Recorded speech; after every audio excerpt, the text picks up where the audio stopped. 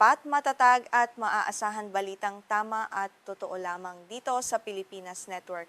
Magandang araw sa ating mga kababayan sa Pilipinas at sa buong mundo.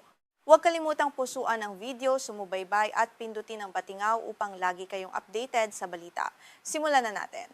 Isang opisyal na ulat mula sa United Nations ang nagbunyag na ang sadyang pag-target ng Israel sa mga bata sa Gaza ay bahagi ng isang sistematikong genocide laban sa mga Palestino.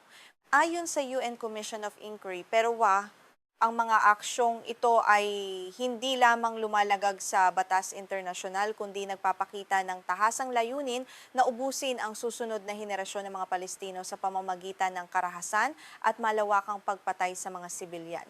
Sa inilabas na ulat ng UN Independent International Commission of Inquiry, natuklasan na tinatayang 30% ng lahat ng nasawi sa Gaza mula nang magsimula ang digmaan noong Oktubre 2023 ay mga bata.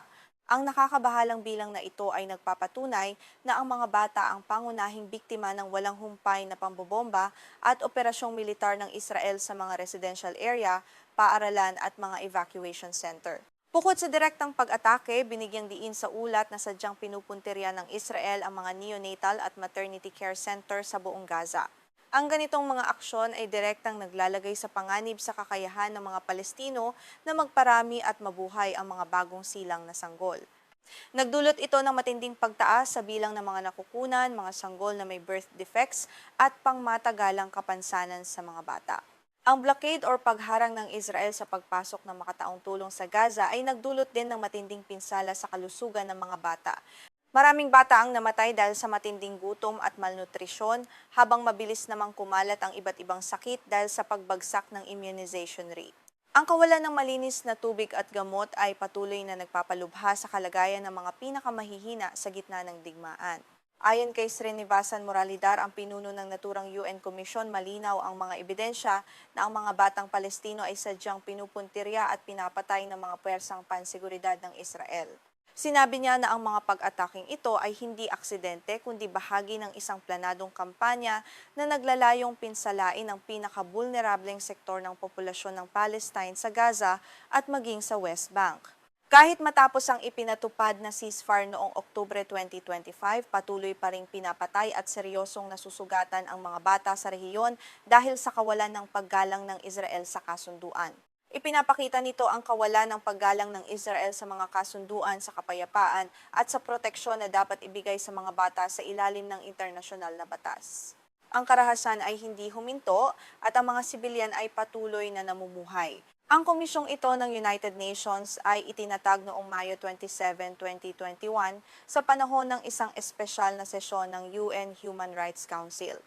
Ang pangunahing layunin nito ay imbestigahan ang lahat ng mga paglabag sa batas internasyonal at karapatang pantao, pati na rin ang pag-alam sa pinakaugat ng patuloy na labanan sa pagitan ng Israel at Palestine upang makahanap ng pangmatagalang solusyon sa makataong krisis na ito. Sa isang naunang ulat noong Setyembre 2025, nagpasya ang komisyon na may sapat na batayan upang patunayan na ang Israel ay gumagawa ng genocide laban sa mga Palestino. Isinagawa ng Israel ang 4 sa 5 ipinagbabawal na gawaing nagpapakita ng genocide sa ilalim ng 1948 Genocide Convention, kabilang ang pagpatay, pagdulot ng matinding pinsala sa katawan at isipan, at pagpigil sa pagpaparami ng buong populasyon. Batay naman sa datos mula sa UNICEF, ang ahensya ng UN para sa mga bata, higit sa 50,000 bata na ang napatay o nasugatan ng mga puwersang Israeli mula nang magsimula ang digmaan. Ang bilang na ito ay patuloy na tumataas araw-araw na nagpapakita ng hindi mapantayang trahedya ng modernong panahon kung saan ang mga inosenteng buhay ay nagiging biktima sa isang malupit at walang kapatawarang labanan. Iniulat pa ng UNICEF na may average na isang batang Palestino ang napapatay araw-araw sa loob ng mahigit 8 buwan sa Gaza kahit pa may umiiral na tinatawag na ceasefire mula noong nakaraang Oktubre. Ipinapakita nito na walang ligtas na lugar para sa mga bata sa buong Gaza at ang mga deklarasyon ng kapayapaan ay nananatiling walang saysay habang ang mga operasyong militar ay patuloy na nagaganap ng walang habas. Nagbabala rin ng United Nations na ang mga bata ay mas lalong naiiwang walang proteksyon dahil ang mga makataong grupo at tagapagtanggol ng karapatang pantao ay napipilitang magbawas ng kanilang operasyon. Ang matinding banta sa seguridad at ang patuloy na pag-atake sa mga humanitarian workers ay nagpapahirap sa pamamahagi ng pagkain, gamot at iba pang pangunahing pangangailangan para sa kaligtasan ng mga bata. Bukod sa pagpatay at pinsala, ibinunyag din sa ulat na ang mga batang Palestino ay inaaresto at isinasailalim sa matinding torture sa mga kulungan ng Israel. Kabilang sa mga pang-aabusong ito ang pisikal na karahasan, psychological torture at iba pang malulubhang uri ng maling pagtrato tulad ng sexual na pang-aabuso na nagiiwan ng malalim na psikolohikal na trauma na mahirap malunasan sa mahabang panahon. Isang dokumentaryo ng Al Jazeera na pinamagatang Bodies of Evidence ang nag-imbestiga sa sistematikong paggamit ng sexual na karahasan at torture laban sa mga bilanggong Palestino. Ipinakita sa pelikula na ang mga pamamaraang ito ay bahagi ng isang opisyal at matagal ng patakaran ng militar at pamunuan ng bilangguan ng Israel upang pahinain ng loob, sirain ng dignidad at takutin ang buong komunidad. Sa mga panayam sa dokumentaryo, ibinahagi ng ilang dating batang bilanggo ang kanilang karanasan kung saan pinilit silang maghubad ng husto para sa inspeksyon habang kinukuhanan ng video at pinagtatawanan ng mga sundalong Israeli. Ang mga ganitong uri ng pambabastos at kawalan ng paggalang sa karapatang pantao ay nagpapakita ng malupit na realidad na dinaranas ng mga kabataang Palestino sa ilalim ng detensyon ng bansa.